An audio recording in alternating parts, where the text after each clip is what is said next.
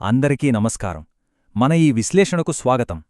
ఈరోజు మనం మహాభారతంలోనే అత్యంత ఆశ్చర్యకరమైన, అద్భుతమైన ఒక సంఘటన గురించి మాట్లాడుకోబోతున్నాం.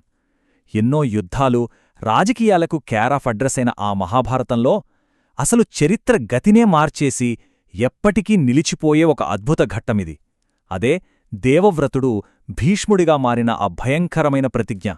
అసలు ఒక్కసారి ఆలోచించండి.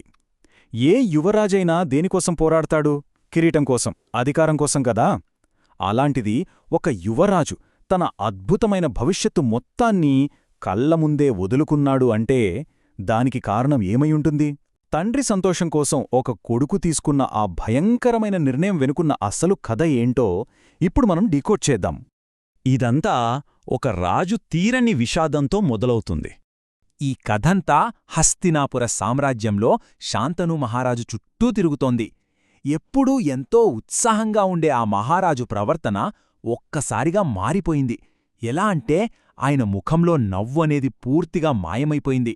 రాజ్య వ్యవహారాలమీద ఏమాత్రం ఆసక్తి లేదు.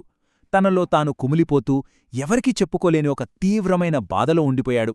అసలు ఆ మహారాజుకి ఏమైంది? ముఖ్యంగా ఆయన కొడుకు దేవవ్రతుడికి ఇది అస్సలర్థంగాలేదు. తెగ ఆందోళన పడిపోయాడు. మరి అంతటి మహారాజుకి ఏమైందనే ప్రశ్నకు సమాధానం దొరికిందా? ఇక్కడే దేవవ్రతుడి స్పీడేంటో మనకర్థమవుతుంది. తండ్రి బాధను చూడగానే నేరుగా వెళ్ళి మంత్రులను గట్టిగా నిలదీశాడు. అప్పుడు అసలు నిజం బయటపడింది.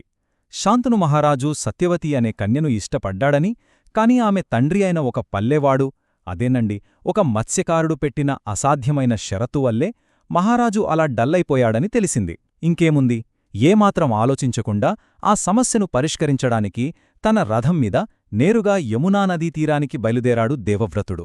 అక్కడే ఒక అసాధ్యమైన చర్చ జరిగింది. యమునా నదీ తీరంలో దాశరాజు అనే ఆ మత్స్యకారుడికి, యువరాజైన దేవవ్రతుడికి మధ్య ఒక మైండ్ బ్లోయింగ్ కాన్వర్సేషన్ జరిగింది. దేవవ్రతుడు ఎంతో హుందాగా, మీ కుమార్తెను నా పండ్రికి ఇచ్చి వివాహం చెయ్యండి అని అడిగాడు. కాని దాశరాజు ఒక తండ్రిగా చాలా ప్రాక్టికల్గా ఆలోచించాడు. అయ్యా, నువ్వు యువరాజువు, రేపు సింహాసనం నీకే వస్తుంది. ఒకవేళ నువ్వు నా కూతురికి పుట్టే పిల్లలకి రాజ్యమిచ్చినా భవిష్యత్తులో నీ పిల్లలొచ్చి కిరీటం మాదే అని పట్టుబడితే ఏంటి పరిస్థితి అని తన భయాన్ని కుండబద్దలు కొట్టినట్టు అడిగాడు.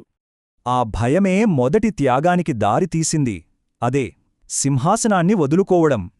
ఆ మాట వినగానే దేవవ్రతుడేం చేశారంటే ప్రపంచాన్నే షాక్కి గురిచేసే ఒక నిర్ణయం తీసుకున్నాడు. ఎంతోమంది ప్రాణాలిచ్చి మరీ సాధించుకునే హస్తినాపుర సింహాసనాన్ని కేవలం తన తండ్రి ముఖంలో ఒక చిన్న చిరునవ్వు చూడటం కోసం వదులుకొన్నాడు. ఈ క్షణం నుంచి హస్తినాపుర సింహాసనంపై నా హక్కును వదులుకుంటున్నాను అని ప్రకటించాడు.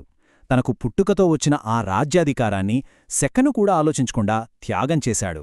మరి ఇంత పెద్ద త్యాగం చేసిన తర్వాత సమస్య సాల్వ్ అయిపోయిందనే కదా మనమంతా అనుకుంటాం. కాని ఇక్కడే ట్విస్ట్.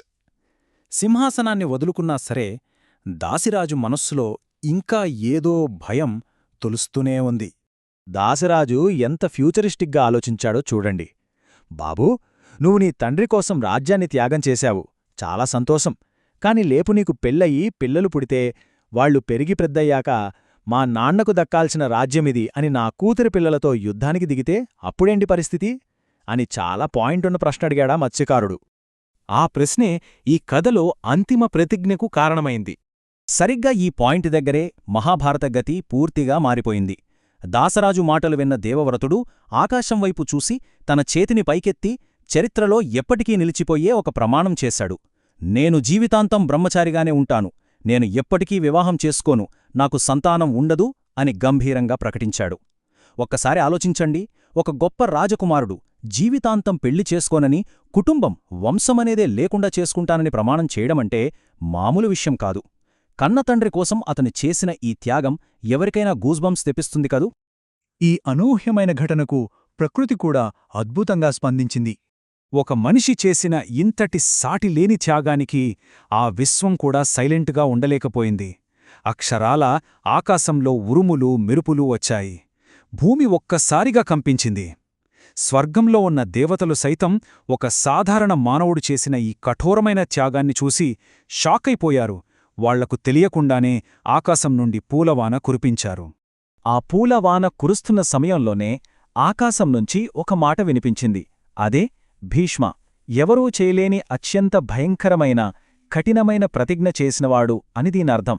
ఆ ఒక్క క్షణం నుంచి దేవవ్రతుడు కాస్త చరిత్రలో సుస్థిర స్థానం సంపాదించుకున్న భీష్ముడుగా మారిపోయాడు. ఇక ఈ త్యాగానికి దక్కిన ఆ దైవిక బహుమతి గురించి మనం మాట్లాడుకోవాలి. ఈ అద్భుతాన్ని చూసిన దాసిరాజు వెంటనే సత్యవతి వివాహానికి ఓకే చెప్పేశాడు. ఆ తర్వాత హస్తినాపురానికి చేరుకున్న భీష్ముడు తండ్రి దగ్గరికి వెళ్లి జరిగినదంతా చెప్పాడు. అది వినగానే శాంతను మహారాజు గుండె పగిలినంత పనైంది. తన సంతోషం కోసం కొడుకు ఏకంగా తన జీవితాన్నే, తన భవిష్యత్తునే నాశనం చేసుకున్నాడని తెలిసి తల్లడిల్లిపోయాడు. ఒకవైపు చెప్పలేని బాధ, మరోవైపు కొడుకు ప్రేమకు ఉప్పొంగిపోయిన కృతజ్ఞత. ఈ ఎమోషన్స్ మధ్య ఆ తండ్రి ఒక గొప్ప వరాన్ని ప్రసాదించాడు. అదే ఇచ్ఛా మరణం. భీష్ముడిని ఆశీర్వదిస్తూ శాంతనుడిచ్చిన బహుమతి ఇది. అంటే ఏంటంటే, స్వచ్ఛందంగా తన భవిష్యత్తును త్యాగం చేసిన ఆ కొడుక్కి ఏకంగా తన మరణాన్ని తానే శాసించే పవర్నిచ్చాడు తండ్రి. భీష్ముడు తాను చనిపోవాలి అని స్వయంగా కోరుకునేంతవరకు మరణం ఆయన దరిదాపుల్లోకి కూడా రాదు. ఎంత పవర్ఫుల్ వరం కదా! ఈ త్యాగం తాలూకు వారసత్వం మహాభారతాన్ని ఎలా మార్చేసిందో ఇప్పుడు చూద్దాం. ఈ ఒక్క త్యాగం మహాభారతంలో రెస్పెక్ట్, వాల్యూస్ అనే వాటి మీనింగ్నే పూర్తిగా మార్చేసింది. ఒక వ్యక్తికి అత్యంత ముఖ్యమైన కిరీటం, సొంత కుటుంబం, భవిష్యత్తు వీటన్నింటికంటే కన్నతండ్రి సంతోషమే గొప్పదని నిరూపించాడు భీష్ముడు.